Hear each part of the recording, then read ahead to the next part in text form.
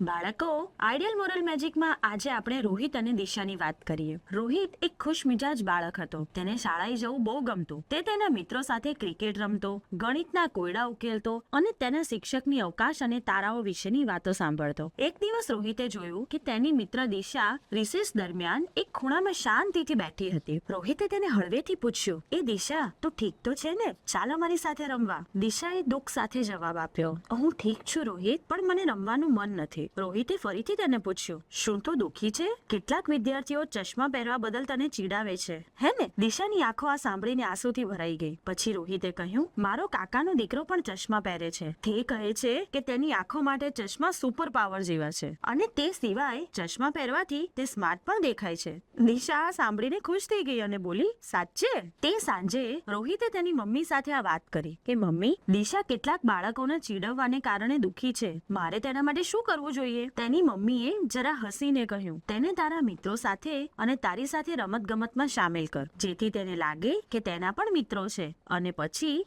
આ બાબત વિશે તારા ટીચર સાથે વાત કર." બીજા દિવસે રોહિતે તેના ટીચરને દિશા સાથે જે પણ કંઈ થઈ રહ્યું હતું તેની વાત કરી. એ જ દિવસે ટીચરે સૌ પ્રત્યે દયા રાખવી અને સૌને આદર આપવો આ વિશે ક્લાસમાં ચર્ચા કરવાનું નક્કી કર્યું. એ ચર્ચામાં ટીચરે તે બાળકો સાથે વાત કરી કે જેઓ દિશાને ચીડવતા હતા. તેમને જવાબદારીપૂર્વક, આદરપૂર્વક અને દયાભાવ સાથે વર્તવાની સૂચના પણ આપી. તેઓએ દિશાની માફી માંગી અને ફરીથી ક્યારેય કોઈની સાથે આવું નહીં થાય તેવું પ્રોમિસ આપ્યો. દિવસો વીતતા ગયા તેમ દિશા ફરીથી ખુશ અને આનંદમાં રહેવા લાગી. રોહિતના એક નાનકડા પ્રયાસથી તેનામાં મોટો બદલાવ આવ્યો હતો. આખો ક્લાસ તેમની અન્ય સાથેની આદરપૂર્વકની વાતચીત અને વર્તન વિશે વધુ સભાન બન્યો. રોહિત પણ ખુશ થયો, કારણ કે તેને દયા અને સમજણની શક્તિને તે દિવસે જાણી હતી. યાદ રાખજો મિત્રો, દરેક વ્યક્તિ સ્પેશિયલ છે અને આપણે બધાએ એકબીજાને રિસ્પેક્ટ આપવી જોઈએ. રોહિતે જે કર્યું તે બહુ સારું કામ કર્યું. તમે પણ હંમેશા દયાળુ બનજો અને બીજાની ફિલિંગ્સનું ધ્યાન રાખજો.